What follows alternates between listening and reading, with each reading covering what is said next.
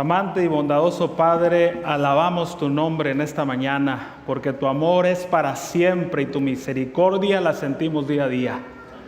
Con alegría, con gozo en nuestros corazones, estamos en tu casa de oración para suplicarte que el poder de tu palabra toque nuestro ser y que al salir de aquí todos podamos decir con plena seguridad, con gozo en nuestros corazones, nos hemos encontrado con el Salvador. Padre, depositamos delante de ti nuestras angustias, nuestros pesares, nuestras enfermedades, pero también nuestras alegrías, los triunfos obtenidos por Cristo Jesús, sabiendo, Señor, que tú atenderás cada una de nuestras necesidades. Llénanos de tu presencia, por suplicártelo en los méritos de Jesucristo nuestro Salvador. Amén. Pueden tomar asiento. Qué bendición es el estar en la casa del Señor. ¿Podemos decir amén? Bueno, ¿por qué no hace lo siguiente? Prepara su mano, voltea a ver a la persona que está a la izquierda de usted, a su derecha, atrás de usted, enfrente de usted, y le dice: bienvenido a la casa del Señor. De igual manera, nuevamente le damos la bienvenida a quienes nos acompañan a través de la televisión, a través de la internet, en este sábado tan especial. Saben, cada sábado es especial, pero cada sábado nos trae un toque extra. Como bien lo mencionó el pastor Castañeda hace unos momentos, hoy estamos de fiesta. Bueno, empezamos más bien desde anoche, celebrando el 40 aniversario de nuestro club Dulos. Y por celebrar este año, el 40 aniversario, hicimos varios preparativos.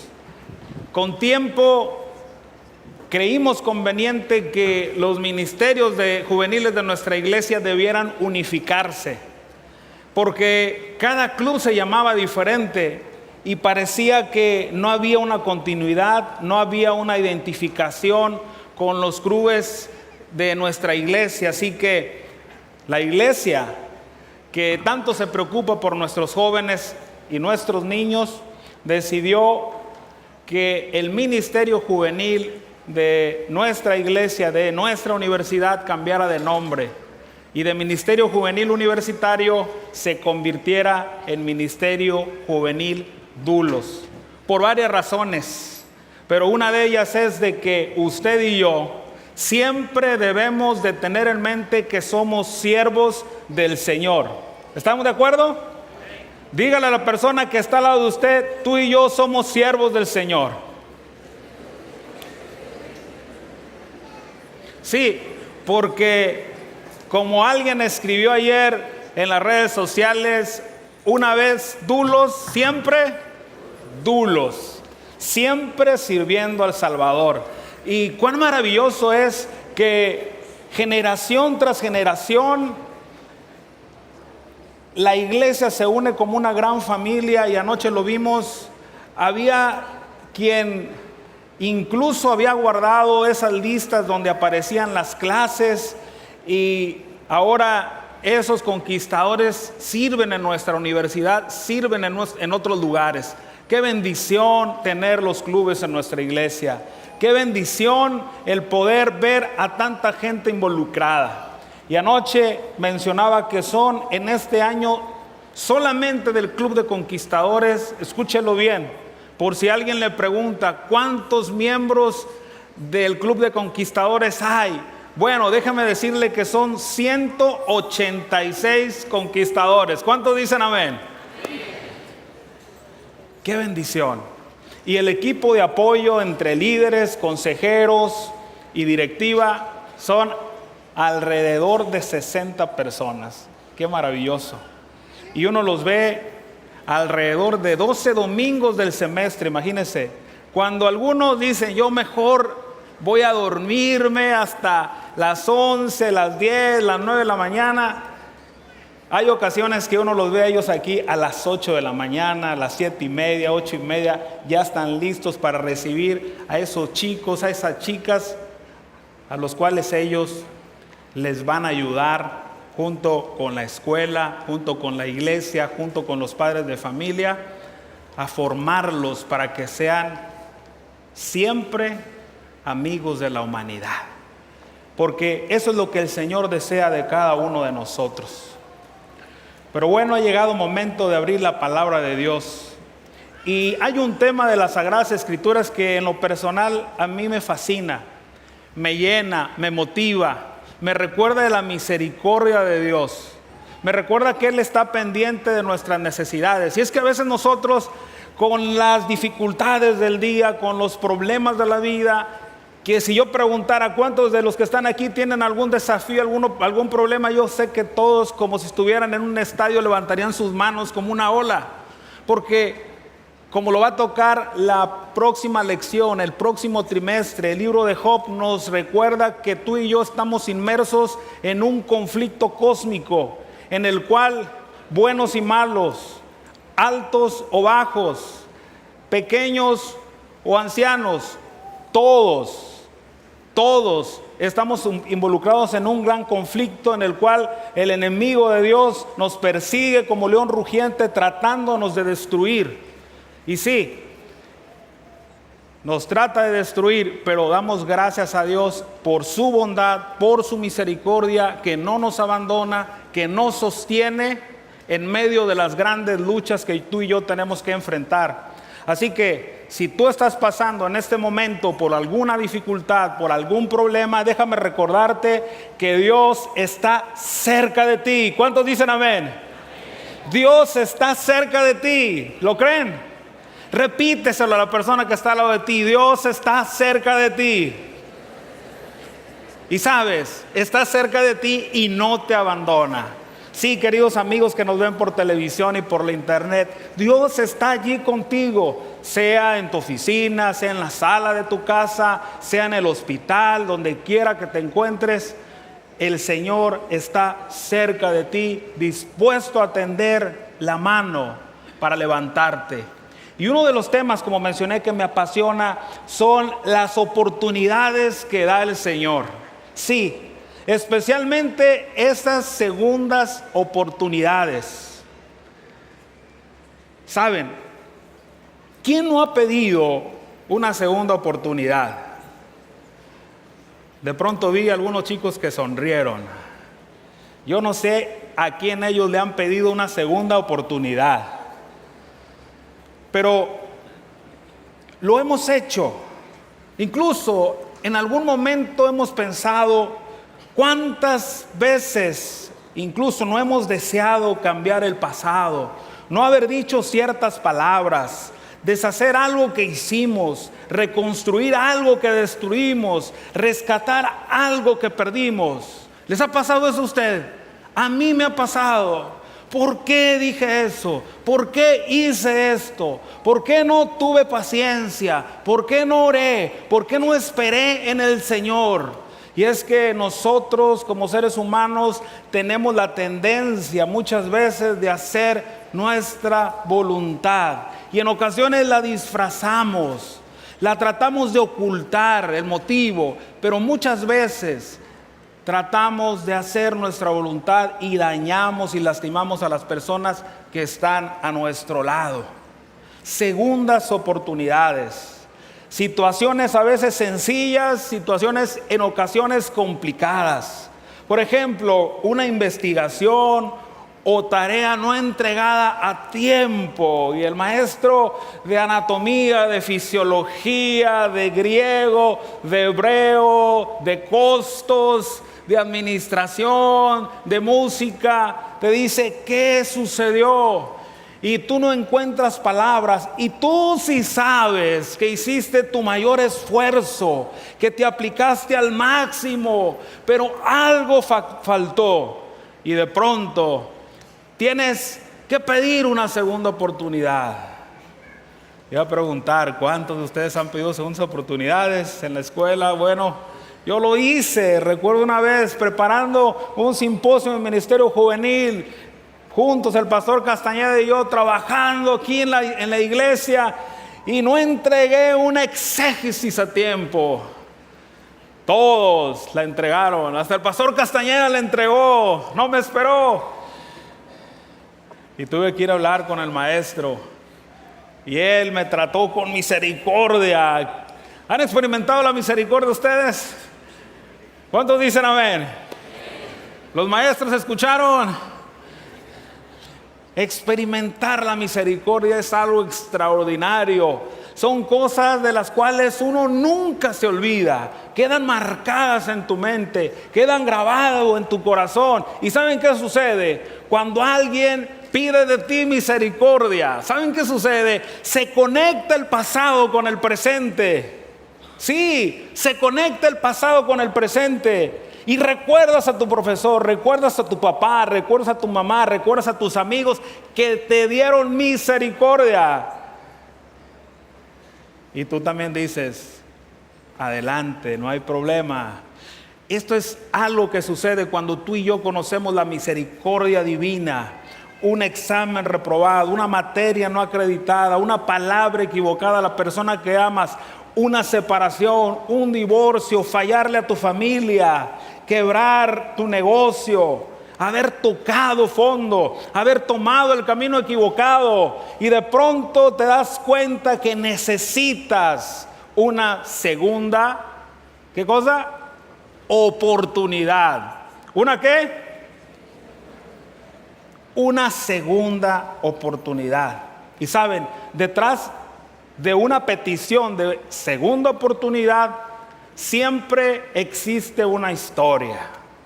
Eso es lo maravilloso de vivir. Cada uno tiene una historia. Y yo quiero invitarte a que vayamos a una historia que tú conoces, que a lo mejor tú te identificas con ese personaje.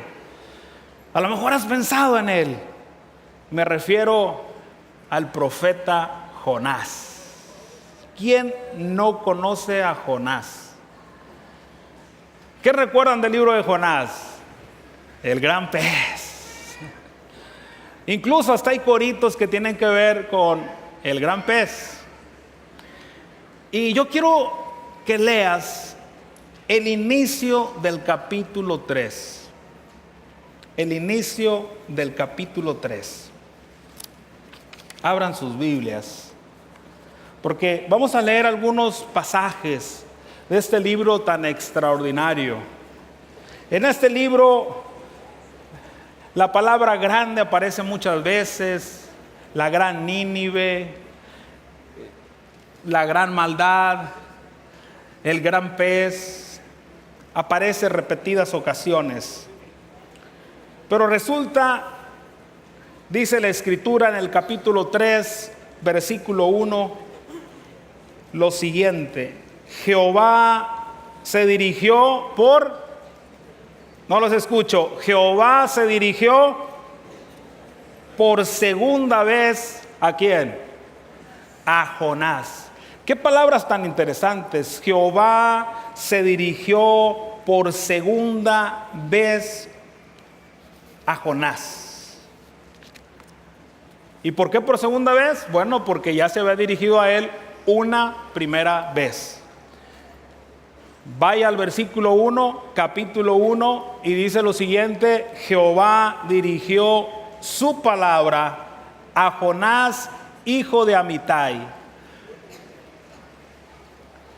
El oficio de Jonás era ser profeta, ser el que compartía el mensaje que venía de Dios. Y había una ciudad muy grande. La Escritura dice que había alrededor de 120,000 habitantes. Hay algunos comentaristas que dicen que a eso había que añadirle mujeres y niños. Así que la población de esa ciudad era bastante grande. Dice también la Escritura que para conocer esa ciudad tenía uno que tomar por lo menos 3 días. Dicen que algunas calles de esa gran ciudad medían alrededor de 35 a 40 kilómetros. Era una ciudad muy, muy grande. Si nosotros pensamos en la Ciudad de México, la avenida más grande de la Ciudad de México mide 28.8 kilómetros, que es la avenida Insurgentes. Así que imagínense cuán grande era la ciudad de Nínive para ese tiempo. Se dice que era la capital del reino asirio y que ellos eran especialistas en hacer el mal. Lo que nosotros hace algunos años vimos en las noticias, algunos nos tocó ser testigos al pasar por la calle, se queda corto, porque eso y más hacían en Nínive. Una ciudad de gran maldad, una ciudad que sus habitantes les gustaba perseguir al pueblo de Dios. En ocasiones, cuando viene la oportunidad de parte de Dios para que tú y yo hagamos algo, hacemos un análisis. Y es que a veces eso nos enseñan en la escuela, ¿verdad? Nos hacemos preguntas y de pronto a veces decidimos que no vamos a hacer lo que se nos está pidiendo. Eso le sucedió a Jonás. Y dice la Escritura que él hizo algo muy interesante después de que el Señor en el versículo 2 le pide algo. Dice la Escritura en el versículo 2, capítulo 1, levántate, ve a Nínive, aquella gran ciudad, y clama contra ella. Es algo muy interesante el paralelo que existe entre el inicio del capítulo 1 y del capítulo 3. En el capítulo 1, versículo 2, le pide el Señor a Jonás, levántate y ve a Nínive, aquella gran ciudad, y clama contra ella, porque su maldad ha subido hasta mí.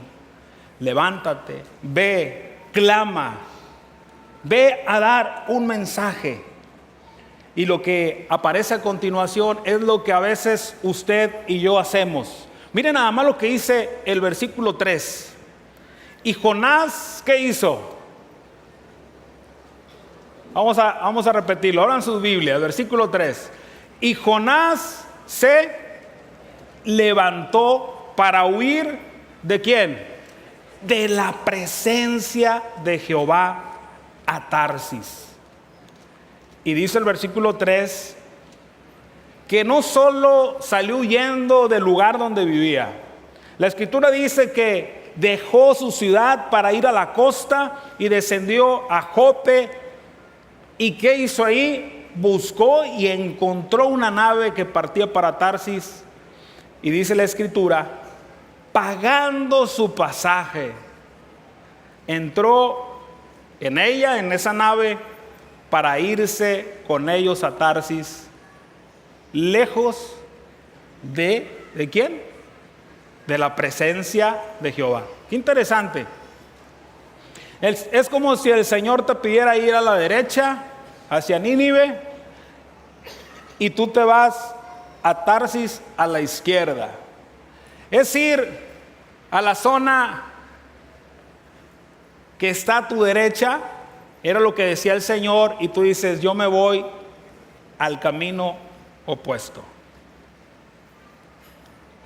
Yo no sé cuántas veces tú y yo hemos hecho eso, que en vez de ir por el camino angosto que tiene dificultades, decidimos ir por el camino amplio que lleva a la perdición.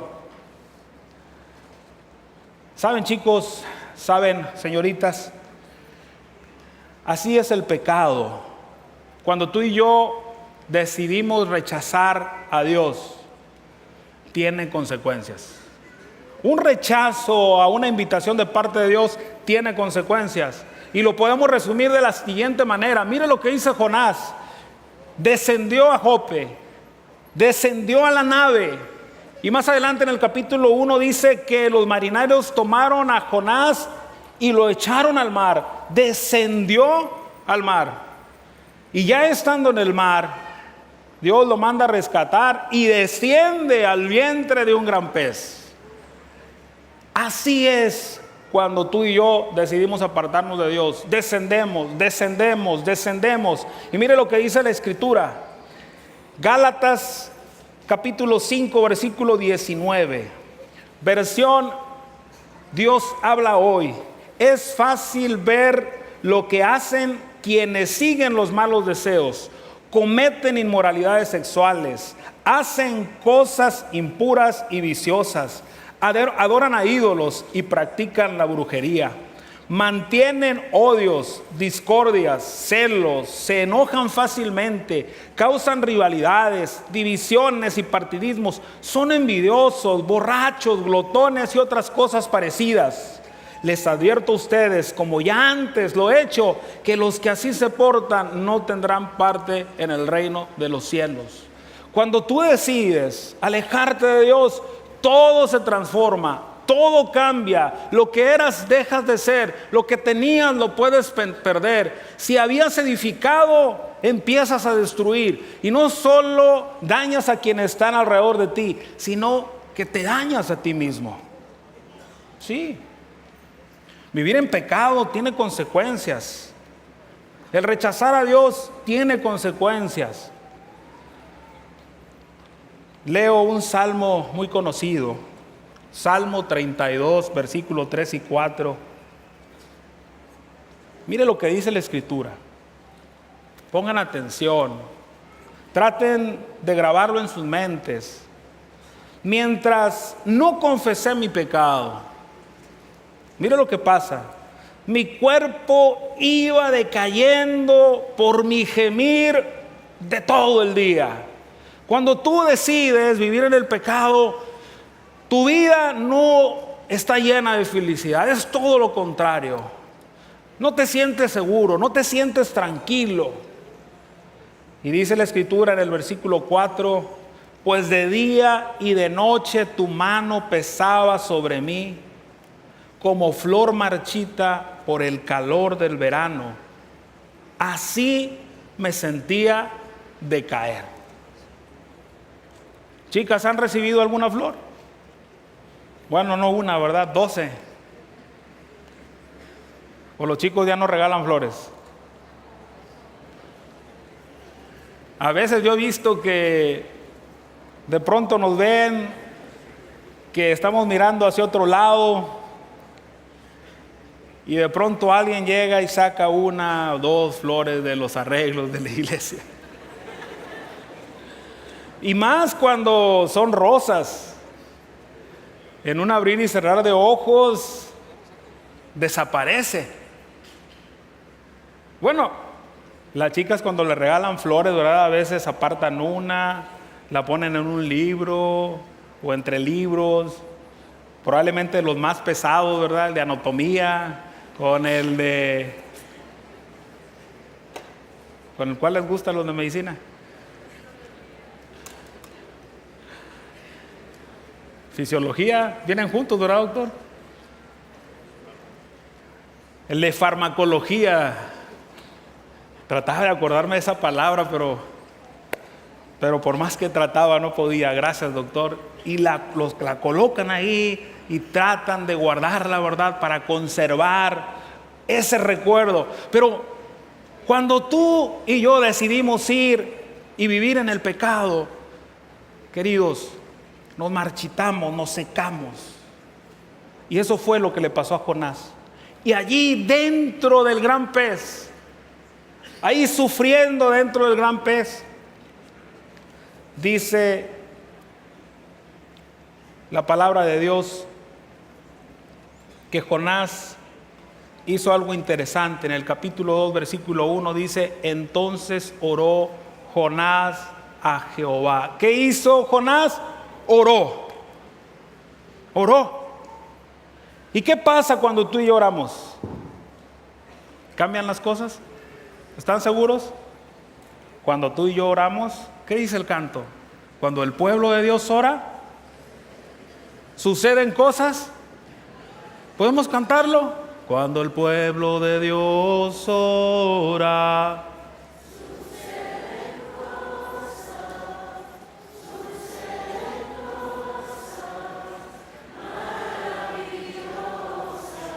Nuevamente.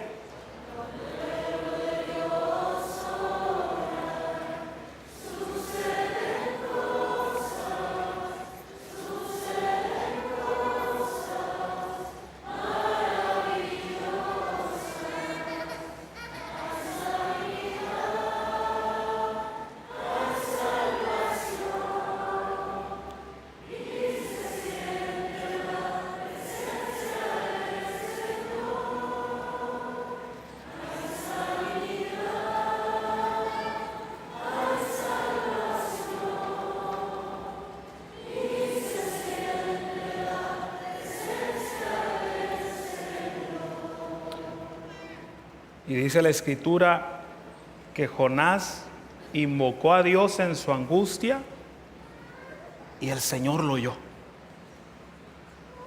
Desde el seno del Seol clamé y mi voz oíste, dice el versículo 2, capítulo 2. Y el versículo 10 dice, mandó Jehová al pez y vomitó a Jonás en tierra. Y es entonces que las palabras del capítulo 3, versículo 1, versículo 2 adquieren otra dimensión. Jehová se dirigió por segunda vez a Jonás y le dijo, levántate y ve a Nínive, aquella gran ciudad, y proclama en ella el mensaje que yo te diré. ¿Qué le dijo el Señor? Lo mismo que en el capítulo 1, lo mismo que en el versículo 2. Y ahora aparece después de una gran zozobra, de una gran lucha, de una gran tribulación, se refugia en el Señor. Y entonces Jonás está dispuesto a levantarse, está dispuesto a ir, está dispuesto a proclamar. Y es que cuando usted y yo leemos la Escritura y encontramos la palabra levántate, está relacionada con milagros. El Señor le dice al paralítico, levántate, toma tu lecho y anda. Y el paralítico se levanta porque creyó en el poder de la palabra de Dios. Y cuando el Señor dice de que debemos de ir, Él nos pide ir a todo el mundo y predicar el Evangelio. ¿Y cuál es la promesa? La promesa es de que Él estará con nosotros. ¿Cuántas veces? ¿Cuántos días? Todos los días hasta el fin del mundo. Y Él dice en Mateo 24:14, y será predicado este evangelio del reino en todo el mundo para testimonio a todas las naciones. Y entonces, ¿qué dice la Escritura? Vendrá el fin. Cuando tú y yo nos encontramos con el Señor en oración, cuando tú y yo le pedimos una segunda oportunidad, Él está dispuesto a extender su mano y transformar nuestras vidas. Y no solo transformar nuestras vidas, sino también darnos un llamado, darnos una misión y darnos un mensaje. Y fíjense, ¿qué sucedió en el capítulo 3 para concluir esta mañana? ¿Cuál era el mensaje de Jonás? Versículo 4, capítulo 3, versículo 4. Al final dice, fíjese el mensaje, dentro de 40 días Nínive será destruida. En el hebreo son solo 5 palabras. Ese fue el mensaje que tenía que dar. ¿Por cuánto tiempo fue a predicarlo? Decía que por 40 días. Pero el inicio del versículo 4 dice, comenzó Jonás a adentrarse en la ciudad y caminó todo un día predicando. Con un solo día de predicación, la Escritura dice que los hombres empezaron a predicar, los hombres de esa ciudad. El rey le llegó el mensaje y empezó a dar instrucciones. Y dice el versículo 5, los hombres de Nínive creyeron a Dios, proclamaron ayuno y desde el mayor hasta el más pequeño se vistieron con ropas ásperas en una demostración de arrepentimiento. Y al aceptar esa segunda oportunidad, Jonás una ciudad entera se pudo salvar. Querido joven, querida señorita, hermanos, en esta mañana, esta tarde, este mediodía ya, yo quiero invitarte a que aceptemos la invitación que el Señor nos hace de levantarnos para ir y proclamar. Yo no sé cuántos de ustedes en esta tarde, al igual que un servidor, están dispuestos a hacerlo. Si tú estás dispuesto a hacerlo, quiero que juntos cantemos un himno conocido. Algunos desde pequeños lo han oído, y es el himno del conquistador. Si tú estás dispuesto a ir, si tú estás dispuesto a predicar, si tú estás dispuesto a levantarte, canta con todo tu corazón: soy conquistador, fuerte y fiel. ¿Por qué? Porque un siervo de Dios yo soy. Pongámonos de pie para entonar este himno.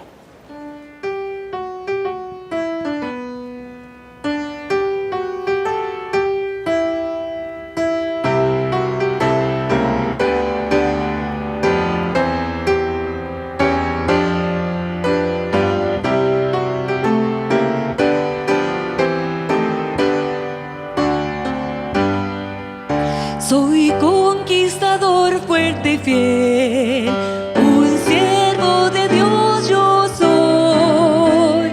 Fieles marcharemos, sí, por la senda del deber. Mensaje tenemos que dar, verdad que libertará. Muy pronto el Señor Jesús vendrá por ti, por mí.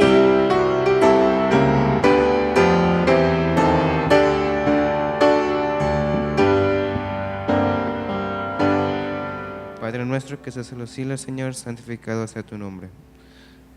Espero que nos puedas cuidar en este día, nos puedas bendecir y nos puedas ayudar mucho.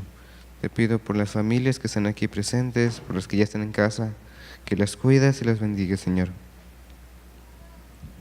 Señor y Padre, nos consagramos a ti.